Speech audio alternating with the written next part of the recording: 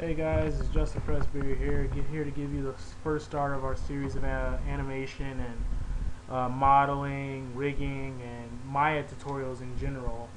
I hope they become really useful for you and help you on your career path to become the ultimate game designer, film editor, or wherever it is you need to be in order to be as successful as you need to be. So I'm going to start you off with a simple tutorial, nothing too flashy, nothing too spectacular, but enough to get you going along your way into Mayaism. Now, Mayaism is a very intense code of life, so I recommend that you really get accustomed to looking at this window screen because you're going to see it a hell of a lot. Alright, so let's jump right in, etc., etc., etc. So, as we already have here, and let me cut this off. There. Fuck. Shit. Cut the fuck off. Which one is it? Oh, fuck. My bad. Cut that shit off. Okay. Now that all that bullshit's off, because that was really annoying. That was annoying resolution gate stuff that you're gonna really use to frame up your scene and everything, so you know exactly what you have within your screen, what your viewer is going to be looking at. So it's useful and it'll come in handy later when we actually start animating and setting up your shots. But for now, we're going to focus on the basics of setting up Maya so you don't lose files, you know where things are, you keep up with your textures, and you can maintain everything that goes in and out of your Maya scene. So very simply, and one of the first things you should do is set your project. Always set your project. It is imperative that you do this, or you will lose content. You may not be able to catch up with your textures. Something can go wrong. Trust me, it's so much more beneficial to set your project than not to. So, very simple process. Go to File, go all the way down to the bottom, set project, bam, boop, bop, bam. Click that shit, open it up.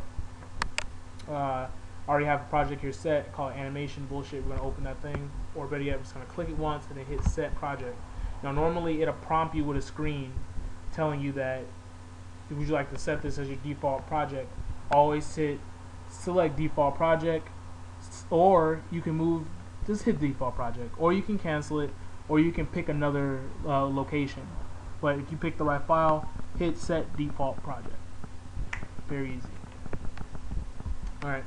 The next thing for us to do is to actually set up some of our animation settings. Now, depending on what your requirements are, you're going to need to animate at different settings.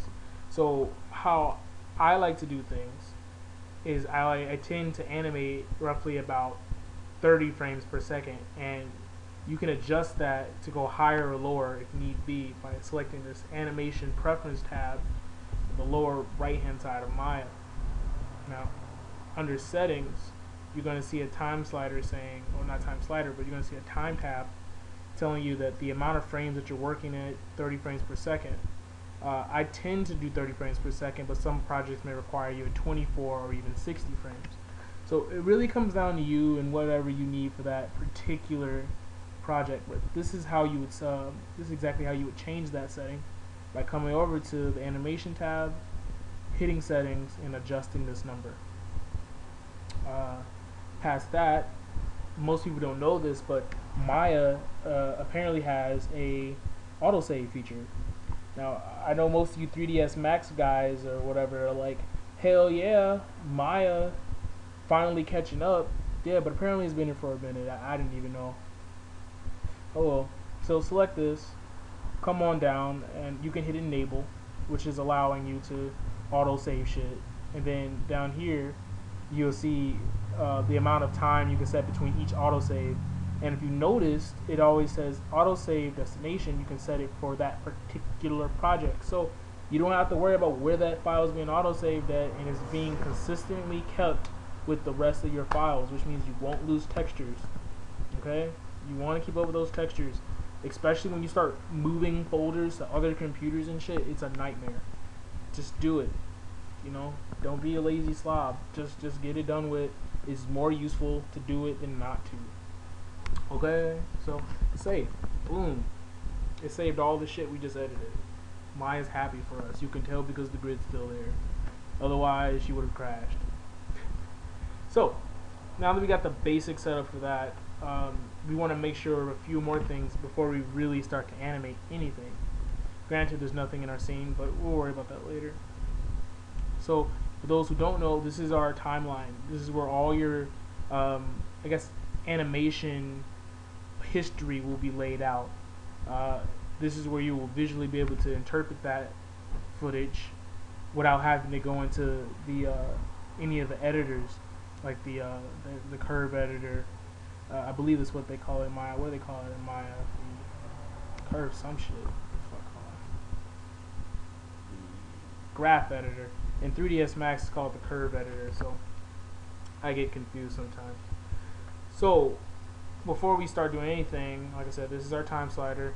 This tells you how many frames are back here. This is what the current frame rate is, the frame range. It starts the time, the start time of it. This is leading towards the end time. These are both the end time, but this is showing you visually how many frames are on your timeline. So 60 frames, we could easily change this number to, let's say, 80 frames. And if you notice, this time slider goes back. We just grab it here and bring this bitch a little further out. So there we go. Technically working with 80 frames, and because of working at 30 frames per second, just to even it out, I'm gonna change it to 90. Now, if you were to take this number, copy it or just put it right here instead, you won't have to actually move this time slider down here. Like, it'll do it for you automatically. So this bar right here pretty much controls this slider and what you're visually seeing on the timeline. Same thing back here. This does the same thing. So if I move this forward, this is how much time we have at the beginning, how much we can see, but this is how much we realistically have. So I can easily make this a negative number, like -5, and then I can still only have one. Have my frame start at 5, but if I were to bring this back, pay attention to this number right here, bring it back to -5, we have access to all these negative bars down here. So pay attention to that, because that's important. I think it's important. It depends on what you need it for. You know, sometimes you want to offset your animation, so that's a good way to do it. Just to start in the negative frames, at least is what I like to do. So that's set up. We understand that what this does now, this records all the information. This down here is for the time slider, so we know how much time is on this thing right here on the timeline. This right here is for animation layers. We're not going to be talking about that yet. Same thing with this. We'll worry about this much later. But for now, we only need this thing. This is what we call auto keyframes. So this allows you to automatically record adjustments made to the model. So any movements that you do will be recorded automatically versus you having to set your key manually by hitting the S button. So we're going to come over to the time slider because we want to make sure we're animating properly. We're going to right click. We're going to come on up to it says playback speed, and we're going to guarantee that it's in real time. We really want to make sure that it's in real time, or you're going to be pissed off thinking your computer is a piece of shit because it's not running properly when you're animating stuff, and you're going to really be screwed when you try to like record to your reference. So playback speed is really important to make sure you have checked in real time. Otherwise it can bite you in the ass, and you don't want to be bit there. Okay, so for that general stuff, we're set up. We're going to do one quick animation, nothing too powerful, but enough to show off some of the tools in Maya. So we're going to start by holding space, going to create, we're going to go to polygon primitives, okay, and we're going to select one of these. It don't matter which one you want to do. We're just going to do some simple movement. I'm just going to go ahead and pick prism. Fuck it, why not? Drag on the screen, bring this bitch up. Cool, we created ourselves a fucking prism. It works probably. This is what we're going to do. We're going to animate this thing by first hitting S. S, in my opinion, stands for the word set. So that's one good way of remembering that. Now, if you notice, as soon as you hit the set key, it made these red markings on all your transforms up here. Okay, it's doing this, letting you know that you've keyed all these transforms. Now, you can start recording this, but you don't have to. At least not all at once. So we're gonna hit Control Z. Everything went back to normal because there's no key set, nothing set.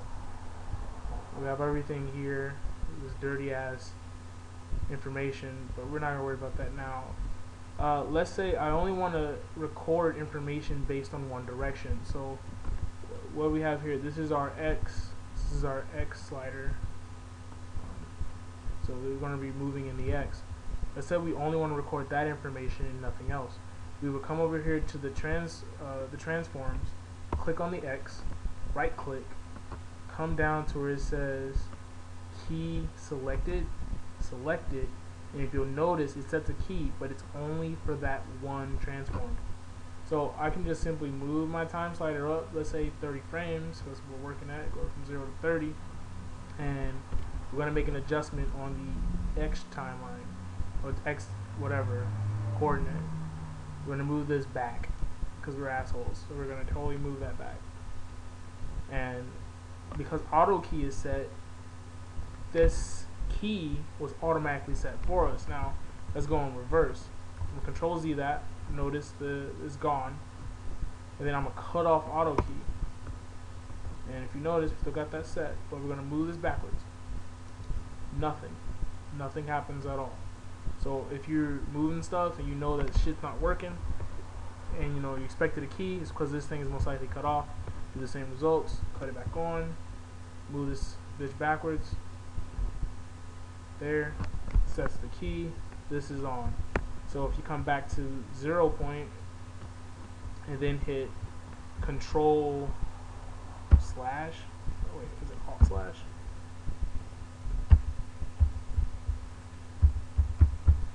I don't remember the hotkey. I believe it's Alt question mark, Alt something, Alt M, Alt N. Yeah, none of those. Well, it's Alt some shit. Maybe it's Alt Control.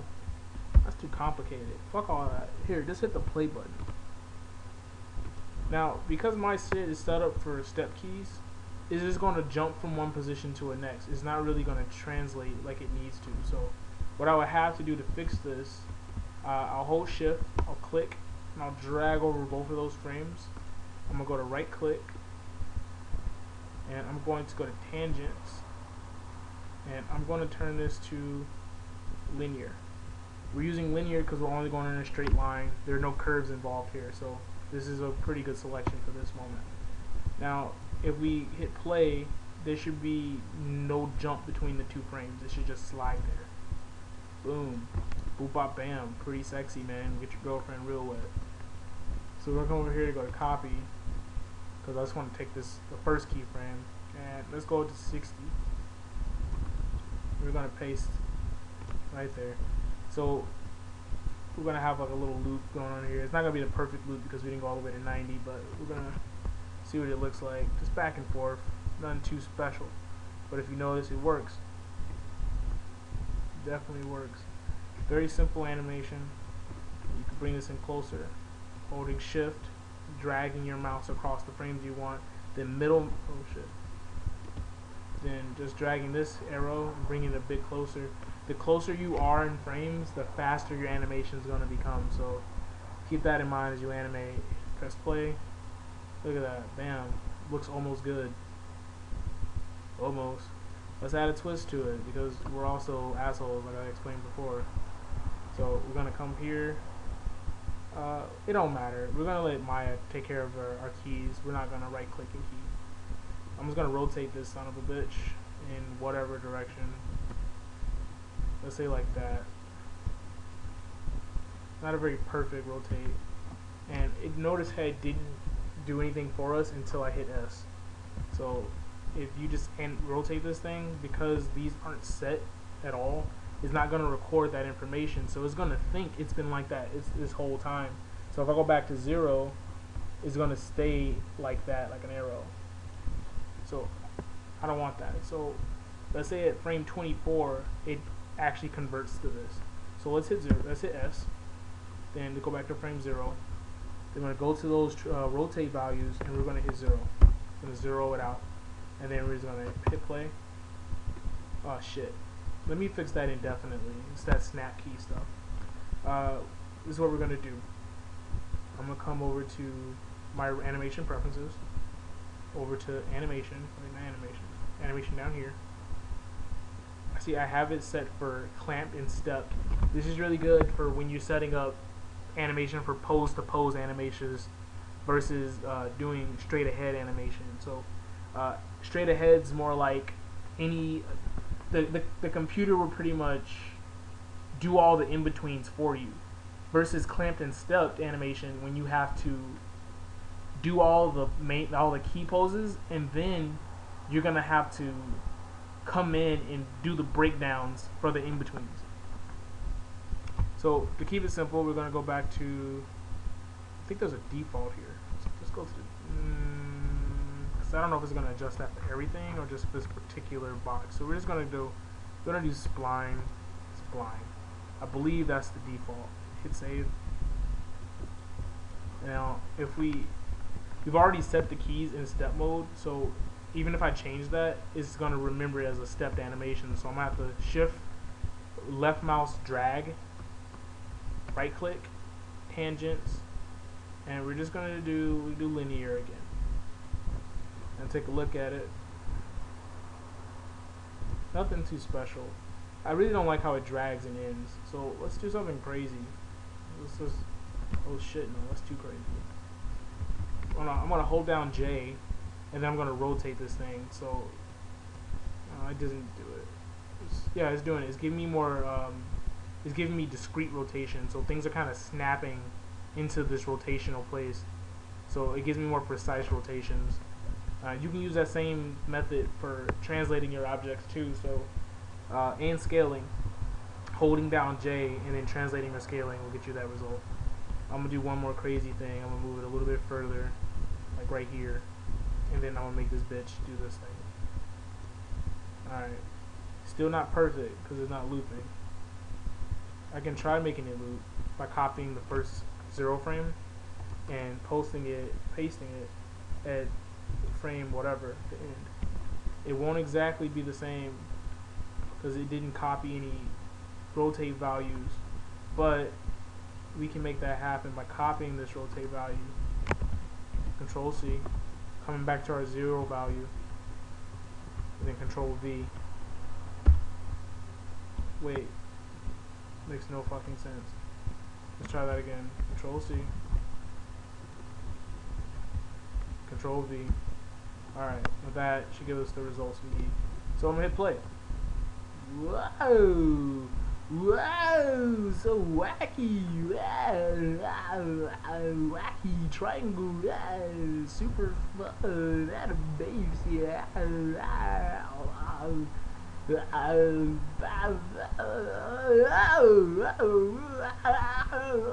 Fuck! Whoa! Animation! Okay, enough of that. I'm sleepy, guys. Fucking tired. It's 1:45. I'm trying to give tutorials and shit. I'm retarded. No offense for people who actually are retarded. So watching this, I hope it doesn't make me sound like a dick. I'm just trying to be funny. Alright, so I'm gonna hit the play button one more time. There's some errors here. If you notice, like, boom, it comes back really, really fast, and then it slows down way too fast. So to fix that, it can be as simple as just moving your timeline just down a little bit, giving it more time to, you know, ease out and, ease in. Whoa, that's a little bit better. It's still quite shitty actually, especially how long it takes it to get to this point So let's see what this looks like now. Whoa, yeah, that's a lot better. It's a lot more smooth. Gives it more time to catch up, but it's still bullshit. It's quite too late for me to want to go further than this. Plus I'm probably running out of space, or at least time. So this is my first basic tutorial for Maya setup and animation design or something. Whatever. just come back later and we'll do more videos and stuff, and I'll show you some fun shit. Okay, so in the meantime, salutations or some shit. Bye.